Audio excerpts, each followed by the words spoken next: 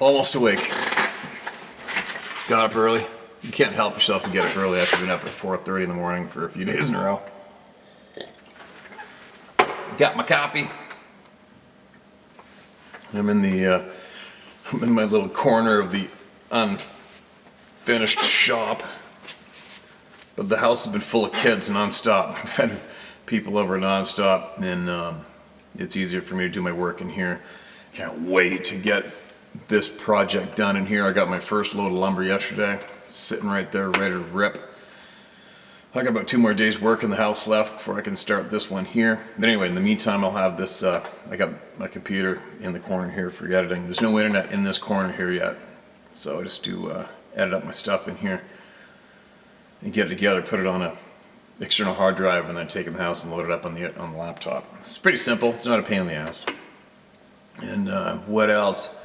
If I remember to, excuse me, after I share a handful of emails, you know, if you've been here long enough, you've heard my stance on photographs. I'm not that big of a fan. Obviously, I don't think I've ever told or requested anybody to send in your photos and videos. I don't think I've ever done that once, because I personally don't have much interest in it. And obviously it doesn't really matter, especially when it comes to the internet. If you share any kind of a photograph or a video of these beings, Sasquatch beings, or even other unknown stuff, it just doesn't matter, right? So I mean, unless you actually have close-up video of one bleeding out and having his last breath caught on film from 26 inches away, it's not going to really make too much of a difference, right?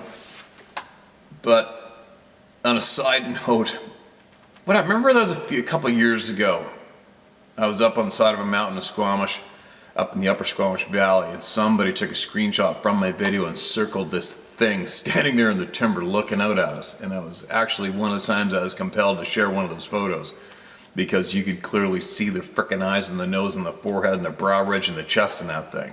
That was pretty frickin' bizarre. But again, it's just a photo, right? So I shared that up with the circled around it. But if I remember to at the end of this, because I have to plug in my phone, extract the photo, put it on the editing program, and put it in there for you guys. I'm gonna do that. I'll do that at the end of the video if I remember to. Just right now, sometimes I forget. My short-term memory gets a little challenged at times first in the morning, so I got so much on the go. But I took a photograph of a big bear in the back 40 down in the swimming hole where the sockeye salmon are swimming through. There's gazillions of eagles there. I just pulled a trail camera there the other day, put a video up on the other YouTube channel. I don't know how many different bears are down there. There's a pile of them. There's one great big slugger of a bear down there. But anyway, we were swimming, and he came out. I'm like, holy crap, that's a big bear. And I got Sarah to throw me her phone, and I took as best a photograph of him as I could. And then I looked at that photo later on, I zoomed in on it, and if there isn't something 7 or 8 feet up high in the back, in the bushes, there's something in that bush, solid. I'm like, what the hell's that? And I zoomed in on it, and sure enough, when you zoom in on it, it looks just like something a little odd with possible eyeballs on it, right? Kind of comical in a way, until we went swimming there the other day, and I went and stood in the exact same position and looked where the bear was, and it's just green bushes. There's no dark object there, there's no shadow. So that's a little odd, but I'll share that photo at the end of the video if I remember to. The phone's charging right here beside me for a couple more minutes, so I can just have enough to get a video, a bunch of email shares out to you guys. What else is coming? So yeah, I have a handful of people jumping on board to help me with all of this and help me with all those emails that you guys send in, because there's so many, it's ridiculous. I just feel bad. I don't know why. I feel bad that that they're not all getting shared, and some are getting lost, and lots of people aren't being heard, because it's making a difference. It's making a difference. If you saw how many thank you emails we received from people who were so relieved to be able to share what they saw and come somewhere where they're not going to get shit on, laughed at, ridiculed, right? It's a big thing for a lot of human beings, that insecure feeling that comes with being a human being on average, and being scared of ridicule, right? Scared of having the herd look at you and single you out and start calling you down. It's a shitty thing. And this channel is helping this channel is helping thousands of people. So for the small handful of you who feel compelled to express your frustration that it seems to be repetitive, quote, or just not doing anything good for you and you bitch about it, well, you should probably, like I said before, this isn't for entertainment, and it's definitely not here to accommodate anybody's ass that needs to be entertained. Obviously, said it a bunch of times, say it again. Just leave, right? But anyway, let me grab this phone, and I have dug up a handful of emails from the past earlier in the year, almost a year ago, some of them. I feel bad I didn't find before, I lost in the mix, and let's get them shared, all right? Oh yeah, here's, I don't know if you know how rare it is to find eagle feathers, but there's so many eagles out back there. I actually went around the shoreline as I was setting my trail cameras too, and I must have found over 20 eagle feathers and some real big magnum feathers, bigger than this one too. Pretty cool find out back. Random. All right, what do we got? All right, listen to this one. Hello Steve, I sent you an email back in December 31st, 2020. What I forgot to do was introduce myself. My name is Joanne Gibb, and I'm from a small community in northern Alberta called Cadott Lake. It is located 85 kilometers northeast from a town called Peace River. Very familiar Peace River, been through there many times. I was raised in this small First Nations community and still reside there. I like to hunt and do take trips out to the bush during the summer months on weekends or on holidays to be out in nature and take photos. My dad was a hunter, trapper, and forest fighter up until his early 60s. He's passed on now since 2012. One summer, my cousins and I and our parents went to a place in the woods where these people were camping. We hung out there for a day while our parents visited the older couple and their son Freddie. These people, Getty and Pierre, like to live in the bush camps during the summer months. Their son Freddie always walked or used a bicycle to travel back and forth. Their son Freddie always walked or used a bicycle to travel back and forth from wherever they choose to camp for the summer. What a great way to live, man. That's real living as far as I'm concerned, in the real world. Sometimes they went back to the same location a number of times. Not far from this camp location was this opening. A small field, maybe an acre or two. Almost in the middle of this small field was a poplar tree. Now fast forward this to 1976. On a hot summer clear day, I saw someone walking on the dirt road in the distance. As he got closer, I recognized that it was Freddie. He stopped for a rest and a chat. I could see that he was sweating from all the walking in the heat of the sun. He was telling me he had to go to the store to pick up some groceries for his parents.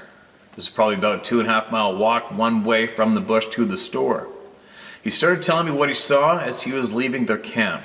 When he arrived at the edge of the small field, he saw a man by the tree.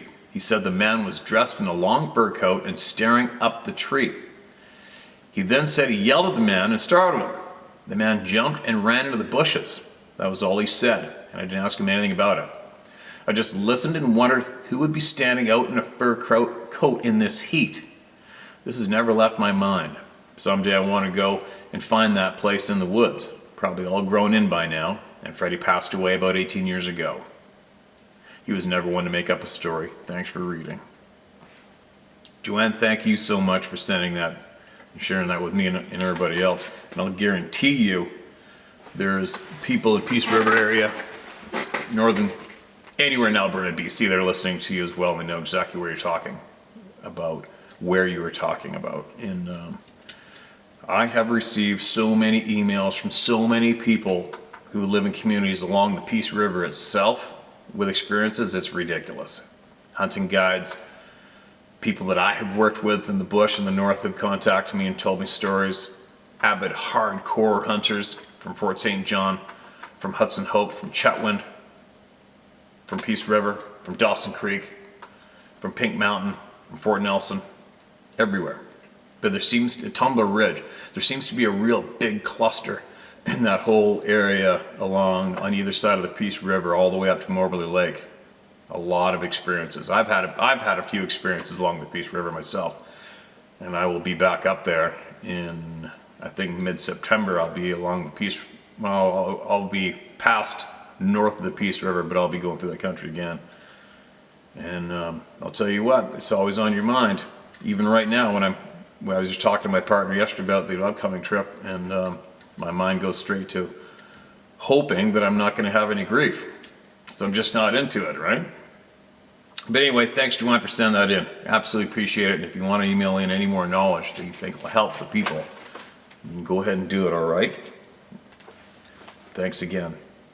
Hi, Steve. I love your channel and all you're doing to advance real, no BS knowledge. I've been following you since you started these stories. I've backpacked a lot in the Olympics of Western Washington and the Cascades of Oregon. I've heard loud tree knocks at 2 a.m. in deep forest far from any road, a large rock hitting wood. And heard several stories from people who have seen or heard these beings. This includes 2 sightings in southern Oregon in 2020. My friend clearly saw one this last summer at 100 yards come out of the trees, 6 to 7 feet tall, dark with near black fur, arms hanging low, come to the lake's edge, then turn, look at my friend, and quickly walk back into the woods. Another good and trusted friend shared that a couple in southern Oregon has recent video of 2 of these creatures, but they don't want to share it with the media, etc., because they want to respect and protect the beings from being harassed, hunted, and killed. This friend's sister has also seen a female down there as it entered and passed through a clearing on 2 feet at about 4 log truck distance away, she said. Clearly had breasts. On to my question, elk or Sasquatch? Some years back, 3 of us were camping at 6,000 feet on the flanks of Mount Jefferson, 10,500-foot peak in the mid-Oregon Cascades. This was August. This is before I came into the Sasquatch consciousness. We planned to summit the mountain or get near the summit early the next morning. That night it was dry, clear, cold, and quiet. We were camped in a sparse forage of pine and juniper at the edge of an alpine ridge. About 3 a.m., we woke up to the sound of something stomping the ground in the distance. As it got closer, coming up the ridge to us, say at 30 yards, you could hear twigs breaking or small branches, and the sound of heavy breathing. As it got closer, the ground started to shake with every stomp. The heaving, breathing, or snorting or grunting of air was loud. You could tell it was a very large and heavy animal. It slowly came near our tent, about 15 to 20 yards away. We lay there and listened, not scared, but wary. I remember thinking, that's a big bull elk, and we've camped too close to its trail. In the next minute, it seemed to pass near the tent, then curve away, 15 yards, 20 yards, 25 yards, stomping, snorting, cracking twigs or small branches, and soon was gone. I fell back to sleep, and so did the others. Steve, we had bushwhacked high up to get up there to do the bivouac, and we're several miles from a Pacific Crest Trail. Behavior-wise, what do you think? Large elk, Sasquatch, or something else? Thanks again, John N. in Portland, Oregon. John, thanks for sending that in, man. I think I may have read that before, or I read an email where somebody said they thought it was an elk outside their tent. And I replied then, and I will again, that predators don't hang around, snort and stomp. Prey animals don't hang around, snort and stomp, especially when they smell a human being, especially elk. If it's a bull elk, if it's in the rut, and he's rutted right up, he's gonna be pretty vocal. You would have heard him bugle in the distance far before he got to your tent, I would imagine. No, I don't think it was an elk. I wasn't there, but I would say it probably wasn't an elk. But getting back to the people in the video of the 2 of them. Numerous times we've had people email in, they've got evidence. As an example, I'll use this example. I've had 3 different men email me from different towns across the province to tell me about their friend who lives, an old guy who lives midway up BC on the west side. And he's an avid hunter, big time moose hunter. He loves the trail cameras, an older fella. And he has, quote, a clear photograph on his trail camera of 2 of these things. One's in the frame with his back to the camera, the other one's looking at the camera. And that's exact same descriptions come from 3 different people, 3 different emails spread over time from 3 different parts of the province who know the man. And the reason he is not sharing the photographs is because, quote, he has said, well, you got to be careful with these things. End quote, right? I've made it clear my stance on photographs and videos in the past. I'm not into it, no big deal. And I would think about it, I guarantee you I've never ever asked anyone online to share their videos or photographs if they have them. I never have. I'm just not, I've seen these things, I'm good. I don't need any, I just don't need it. And just, furthermore, online, it doesn't matter if you have a photograph or a video or not. It just doesn't matter, obviously, right? But getting back to the people's attitude of thinking they're going to protect these beings somehow. You're not going to be able to protect these beings, all right? They outclass us so ridiculously. It's just ridiculous how severe they outclass us. Look at how many people have intentionally tried to go and find these things intentionally, right?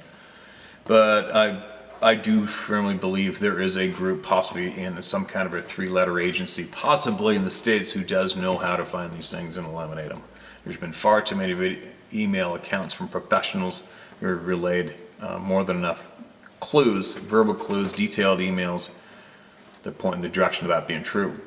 But as far as the videos and the photographs now, you know, there's a lot of people out there, thousands, who have had these experiences and they think they are insane. They feel absolutely lonely. They got nowhere to share their shit. They question their sanity nonstop.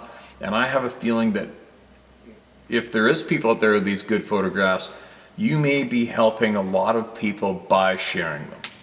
And I've just recently obviously focused on that thought, because usually I'm the one willing to just kick over the photographs in the past. I don't give a shit, who cares? But now when you think about it, you think about how many people have been discredited, how many people are distraught, how many people can't speak about anything, and they question their sanity with what they experienced. I would imagine if those people were able to see those photographs or those videos, it would help them a lot, right? It would help them get their self-confidence back, not question their sanity anymore, for them to be able to see a photograph or a video that somebody took of something they saw, which really had a big, major negative impact on them, right? So all you people out there who have some sort of video or photo evidence, you might want to rethink sharing it publicly, all right? Just don't say where it was. Don't say where your name, don't say your name. It's not hard. Or not. It's up to you. Either way, think about it. Think about helping the people from here on in, all right?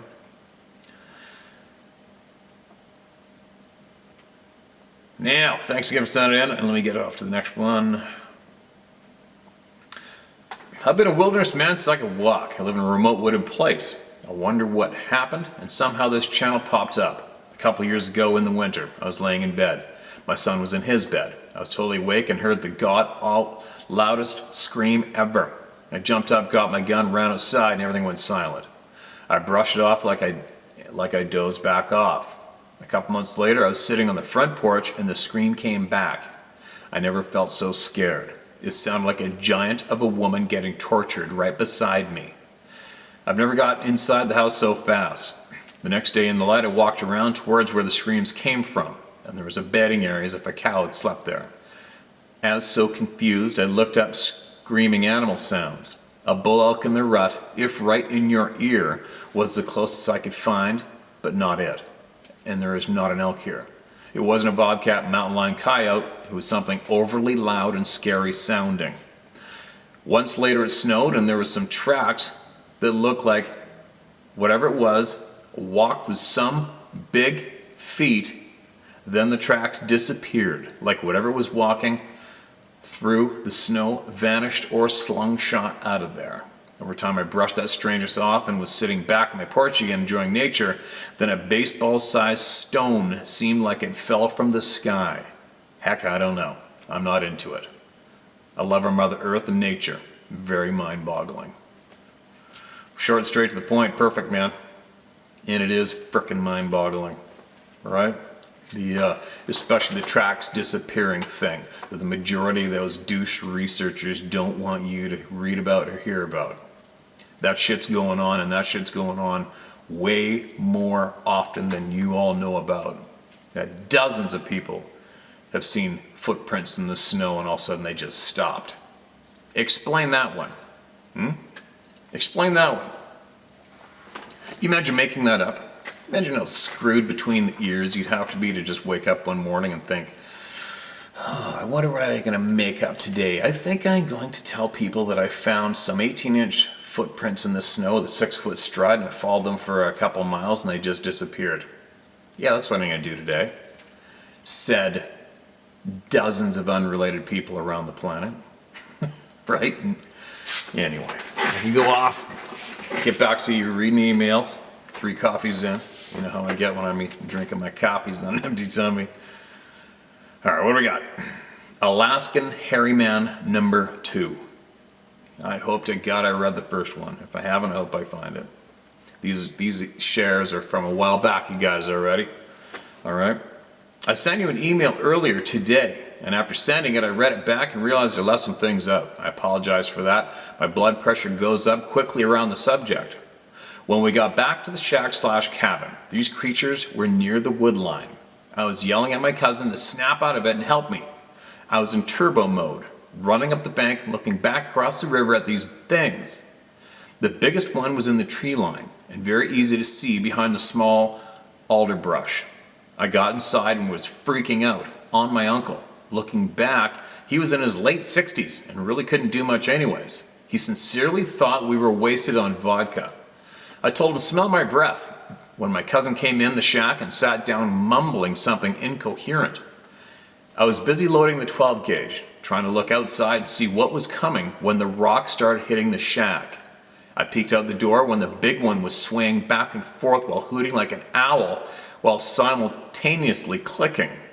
I told my uncle to look out and see, but he kind of shut down too and went about cooking dinner.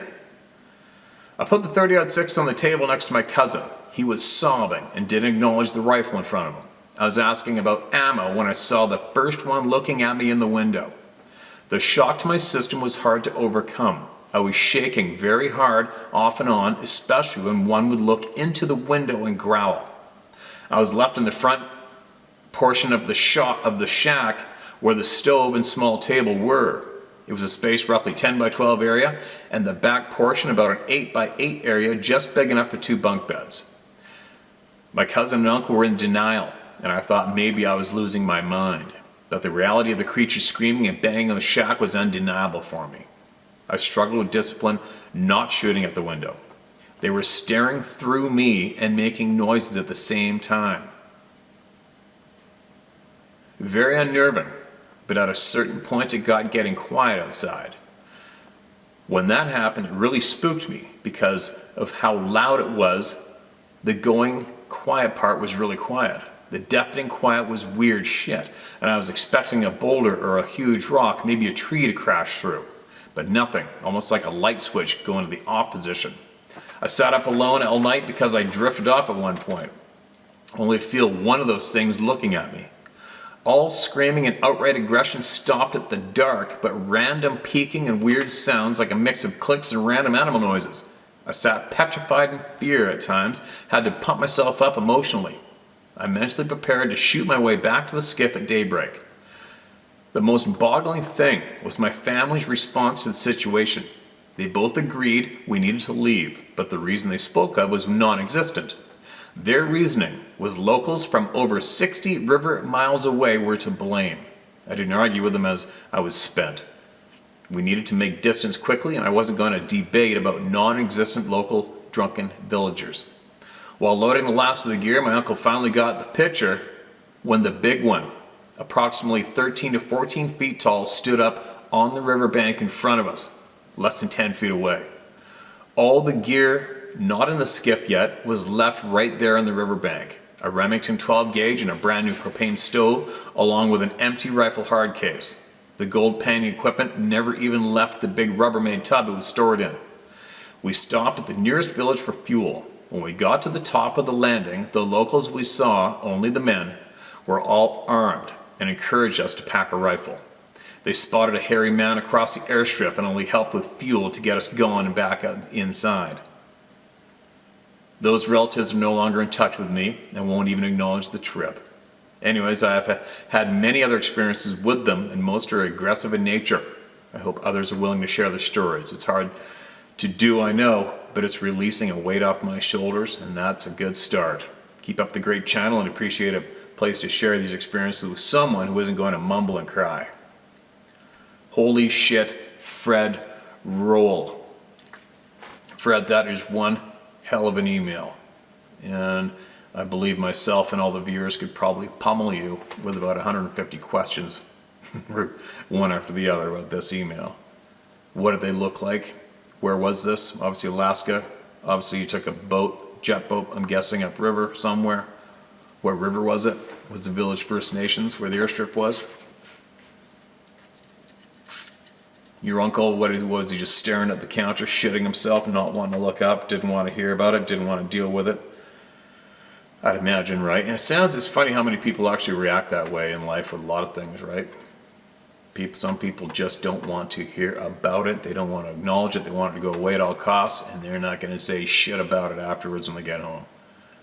That's very, very bizarre to me, but I want to share. Fred, if you're still listening to this channel, man, please understand how difficult it is for me to get to every single email. And I realize I haven't, I think this is sent in January 2021. Or 2020, whatever, January is on the folder. If you can, when I get back in online and I get time and hopefully I remember to, I'm gonna Google up your name, not Google, do an email search on your name, see if I can find your other email. It may have some details in there that we'd all like to hear.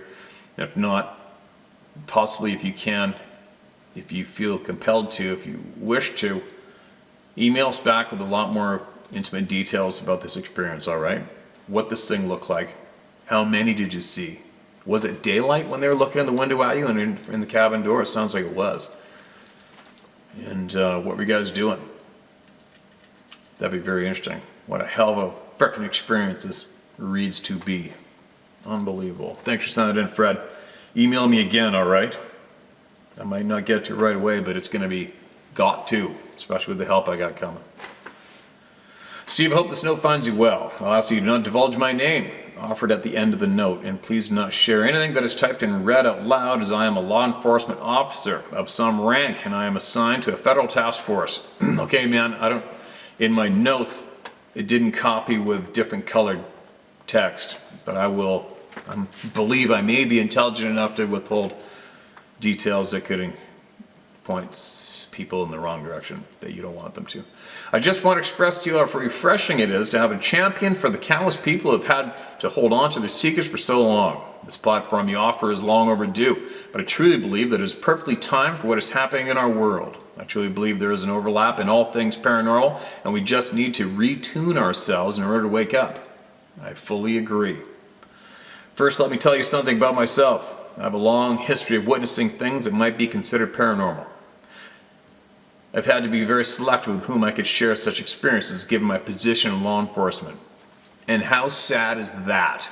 Isn't that suck ass? Isn't that absolutely just go reverse of what that position is supposed to be? The law enforcement is here for us, created by us to help and protect us, not withhold secrets from us, right? Kind of sad how it's gone. But I will not get into all those right now. If our paths ever cross, I'd be happy to enjoy a conversation and a drink with you. I'm sure you have some fun stories you've not shared publicly as well. Now, I've had 2 encounters in my lifetime that I believe to have been with a Sasquatch. I cannot say for certain due to the fact that I've never set my eyes on one. The first encounter was back in 94 and 95. I cannot remember exactly. My father has the journal from our trip. I was just about 26 years old. I lived in Colorado at the time. My parents had a fishing cabin in blank county, and whenever they came out to Colorado, I would go spend time with them at the cabin. My dad and I would try our hand at fly fishing and hiking. I love to fly fish, but just cannot seem to ever catch anything. Anyway, this year my brother had come over from the west side of the county and joined us. My dad, brother, and I decided to go on a 2-night hike and camp atop one of the peaks of the Mosquito Range. It was our first day of the hike and I was pushing the rear.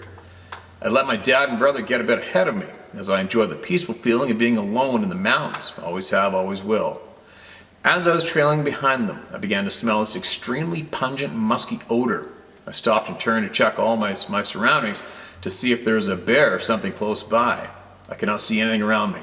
To paint the picture a little, as I was ascending the mountain, I was approaching a bit of a clearing on my right and still had woodland to my left. The trees were decently tall, but the woods were not terribly thick. I could see well into the trees from any angle and could look back and still see the curve of the trail I just walked. The clearing on my right was like a valley between 2 smaller peaks and was open all up to the top of the range. But the trail I was on would continue back into the trees ahead of me. So, as I looked around, I could not see anything. I stopped for a moment and listened. I could not hear any movement, rustling, or anything. The smell was hanging heavy in the air at this point, and that peaceful and tranquil feeling I just spoke of turned into a lonely and helpless feeling instead. I also had the feeling that I was being watched. I started to make some noise and call out to my dad to wait for me. It was frightening, and I felt like I could disappear at any second. I had no idea as to what else I was sharing the trail with, but I was not ready to see it. I took off my backpack and grabbed my mess kit. I hung it from the bottom of my pack so that it would clang as I walked. I then put it back on and trotted up to where my dad and brother were. I asked them if they smelled anything, and neither of them did.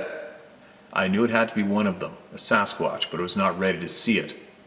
My second encounter happened just a couple years ago when my son and I went out for a weekend father-son camping/hiking trip. Please don't read this part in principle. Okay, I won't share the location, no problem. It rained heavily on our first day and ended up doing the fair weather thing and stayed in a motel. My wimpy idea. The next day we stopped by a campground and asked the lady inside where a good trail was to hike. She offered a trail on the off-the-beaten-path road. I told her that sounded good, so we got directions and went.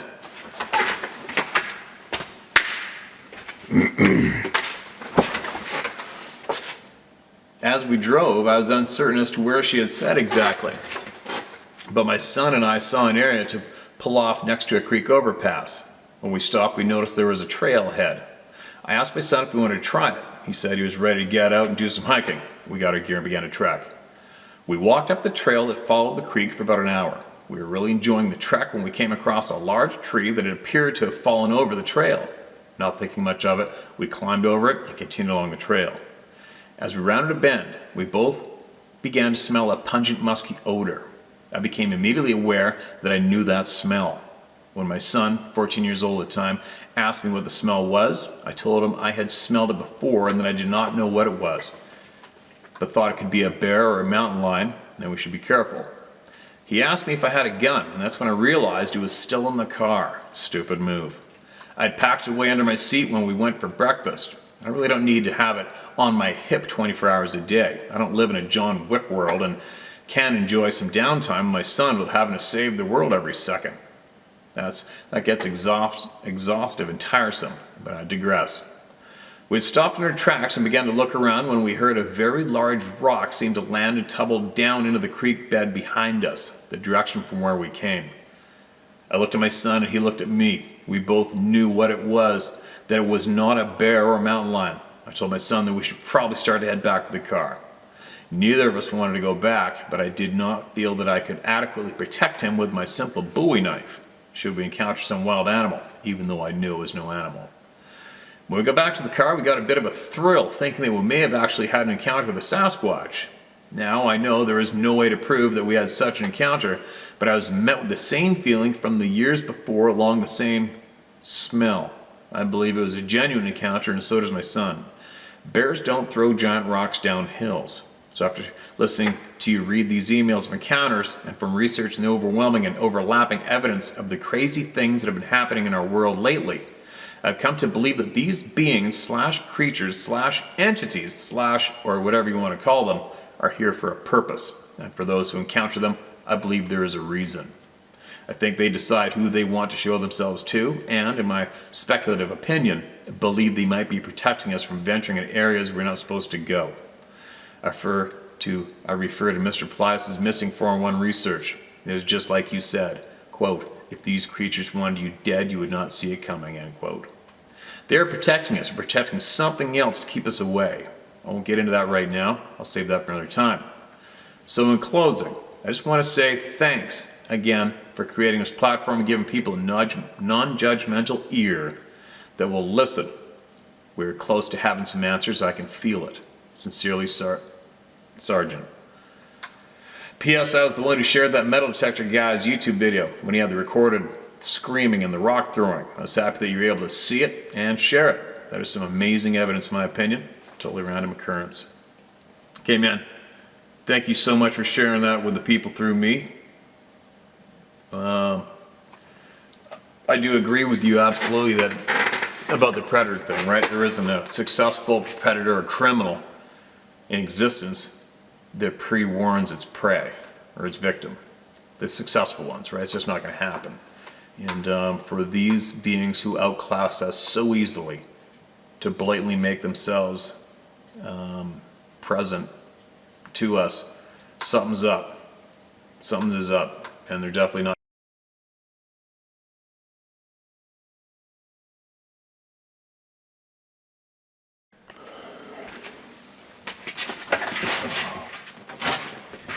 Alright. Okay, I'm going to get a couple more shared here. Hopefully. A few technical difficulties this morning. Alright, what do we got? Listen to this. Hey Steve, I recently subscribed to your channel after you popped up in Dave Pilatus' channel. Your channel helps, but also caused me a lot of grief. The locals in my town claim me to be a naturalist. I'm just a person very passionate about nature and not being consumed by the agenda of the current media government. I spend a lot of my time hiking a national forest in eastern North Carolina. I go deeper than the hunters that sit in their truck drinking beer and let their dogs run the deer out. My area is a massive swamp land laden with brambles and thick undergrowth, hence the hunters running dogs. I've never smelt the rotten stench, had the eerie feelings, or heard the whoops associated with Bigfoot.